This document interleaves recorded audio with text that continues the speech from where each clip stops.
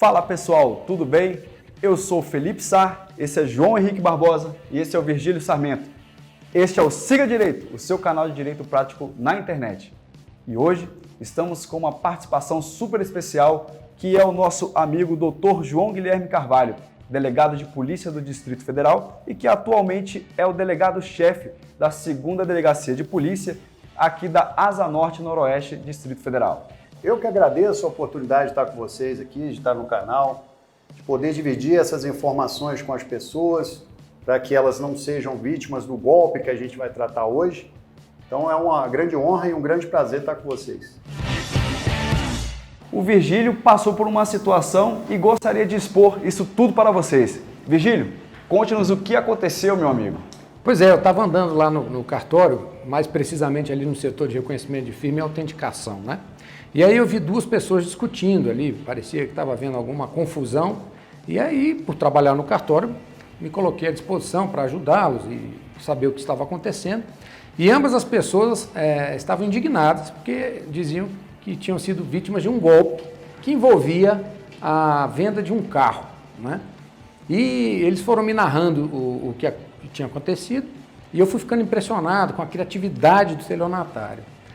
E, em razão disso, né, resolvi convidar o Dr. João Guilherme para comparecer aqui gentilmente, porque na experiência de delegado que ele tem, ele vai poder aqui explicar direitinho esse golpe. Mas antes, o golpe aconteceu, né, em relação à venda de um carro, quando duas pessoas estavam indo ao cartório para reconhecer firma, cartório de notas, né? Eu queria que o João falasse um pouquinho, João, sobre esse procedimento. O que é o reconhecimento de firma e a autenticação? Basicamente, é quando o cartório de notas atesta que a assinatura de uma pessoa que foi colocada num documento, né, aquela assinatura realmente pertence àquela pessoa que está ali qualificada, né? Existem dois tipos de reconhecimento de firma. Um deles é o reconhecimento por semelhança, que nada mais é do que o cartório fazer uma confrontação da assinatura que está no documento com a assinatura que está guardada no cartório, arquivada no cartório. Esse é um reconhecimento de firma mais simples, em documentos mais simples, como declaração de residência, e alguns outros documentos bem sem muito conteúdo jurídico, na verdade. E o reconhecimento por autenticidade, que é quando as partes precisam estar na presença de um escrevente ou do tabelião para que o tabelião faça o atestado de que a pessoa assinou aquele documento na presença dele. E geralmente acontece em documentos que tem uma transferência de bens ou direito. E a autenticação nada mais é do que o cartório atestar que um documento original foi apresentado juntamente com a sua cópia e aquela cópia é fidedigna, é idêntica ao documento original. Basicamente é isso, né? São os atos mais comuns, né, do cartório verdade. de notas, né? A nossa maior procura lá de clientes é pelo serviço de autenticação de reconhecimento de firma. Sem sombra de dúvidas. João, só uma questão. Embora existam, no caso, duas modalidades de reconhecimento de firma, por semelhança e autenticação, ainda que eu esteja presente no cartório e não seja um documento de transferência, eu posso solicitar para o tabelião, por exemplo, formalizar o reconhecimento de firma por autenticidade ou necessariamente eu preciso de um documento de transferência? Não, sem dúvida. Se você está na presença do tabelião, você pode solicitar a ele que faça o reconhecimento por autenticidade, para atestar que você estava lá no cartório naquele dia, naquela Legal, hora. bacana. Mas normalmente, né, quando é que é exigida a presença da pessoa no cartório para reconhecer a firma? A exigência aqui no Distrito Federal é realmente quando há uma transferência de bens ou direitos, né, que é um ato mais complexo, onde você tem um cuidado muito maior, porque afeta diretamente o patrimônio, principalmente, da pessoa, né? Então, a exigência, a obrigatoriedade existe quando há um documento, você vai assinar um documento de transferência de bens e direitos. Por exemplo, uma promessa de compra e venda, um contrato particular, onde você tem uma disposição de parte do seu patrimônio, de alguma forma, há necessidade de que o reconhecimento de firma seja feito. Então, obviamente, compra e venda de carro também, né? Quando você vai reconhecer a firma do vendedor e do comprador no DUT, ambos precisam comparecer ao cartório. Eles precisam comparecer juntos? Não, não necessariamente, né? O que o cartório precisa é atestar que aquela pessoa que está ali naquele momento, assinando aquele documento, é ela, né? A gente faz a identificação, o cartório faz a identificação da pessoa e atesta que ela estava ali naquele momento. Mas não necessariamente precisam comparecer juntos. Então, o comprador pode ir num momento e o vendedor em outro momento. O cartório fará dois duas certificações, uma de que o comprador esteve de tal dia e tal hora, e o outro que o vendedor esteve de tal dia e tal hora. Interessante, como me lembrei de um caso também, que há uma necessidade da pessoa estar presente no cartório quando há o reconhecimento de firma de documento em língua estrangeira. Ainda que a pessoa tenha assinado aquele documento, há necessidade da pessoa estar presente para fazer o reconhecimento de firma. Então, se você realmente um dia pretende formalizar um documento que esteja escrito em qualquer das línguas, ainda que você entenda sobre aquele documento, você precisará estar presente no momento da assinatura do reconhecimento de firma, porque a modalidade do reconhecimento de firma deverá ser por autenticidade. Doutor João, então como é que esse crime que eu presenciei, como é que ele acontece? Bom, esse crime é bastante comum, né? Lá na delegacia onde eu trabalho, tem ocorrido recorrentemente, né?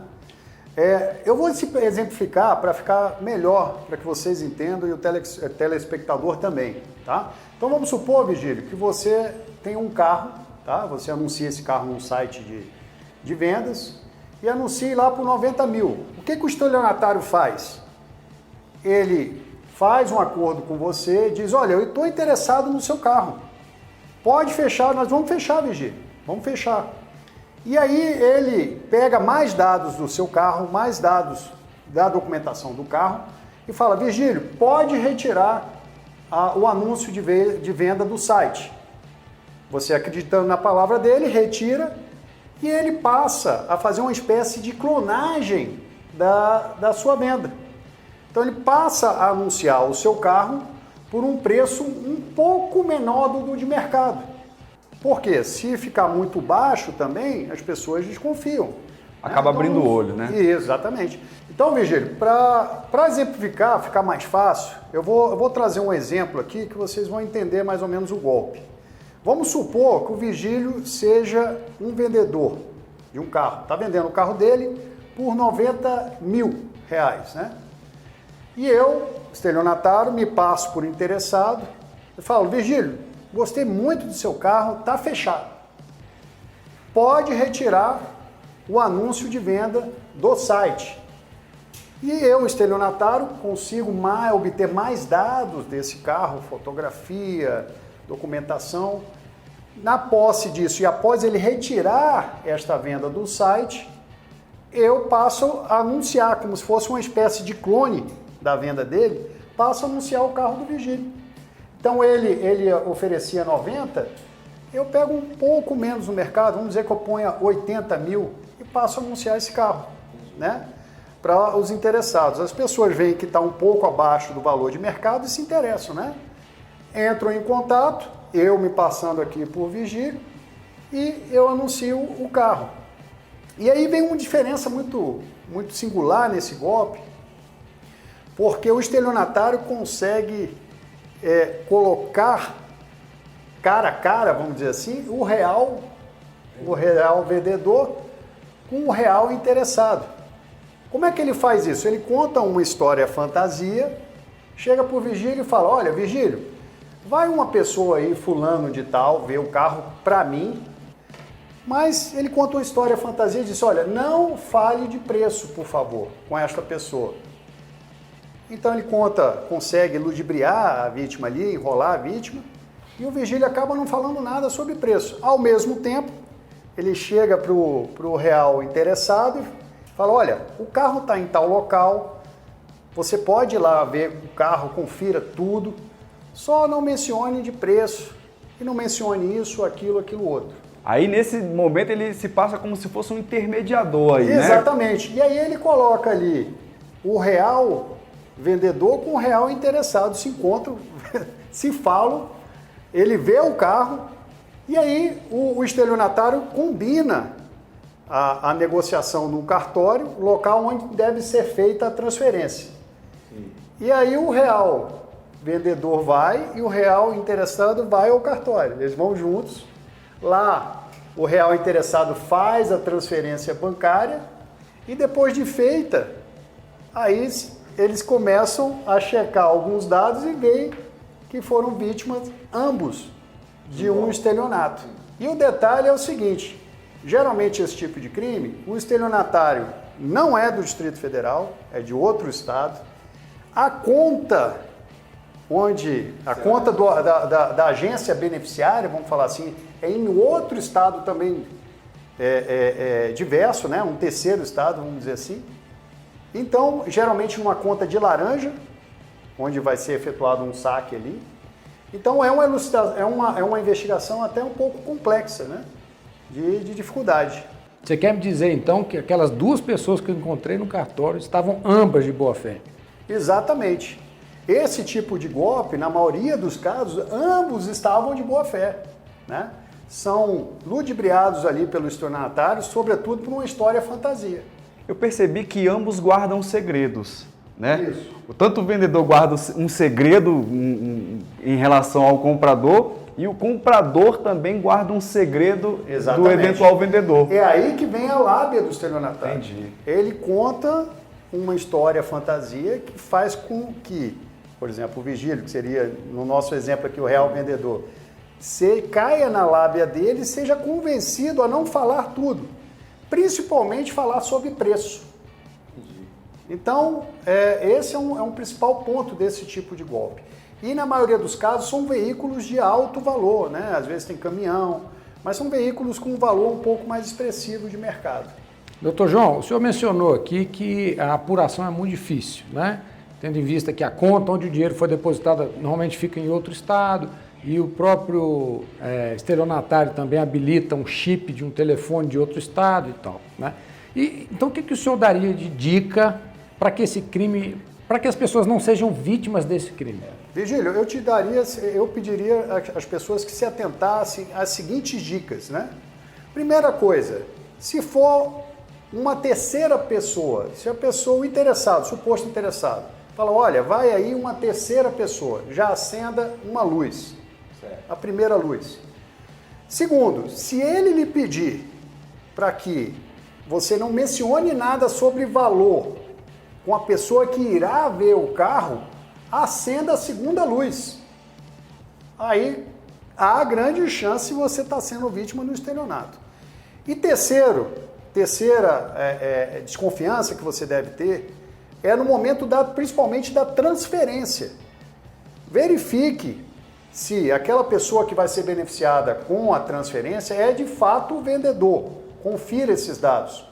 A outra dica é, confira se a agência e a conta são do Distrito Federal. Porque em quase 100% dos casos, a agência e a conta é fora do Distrito Federal.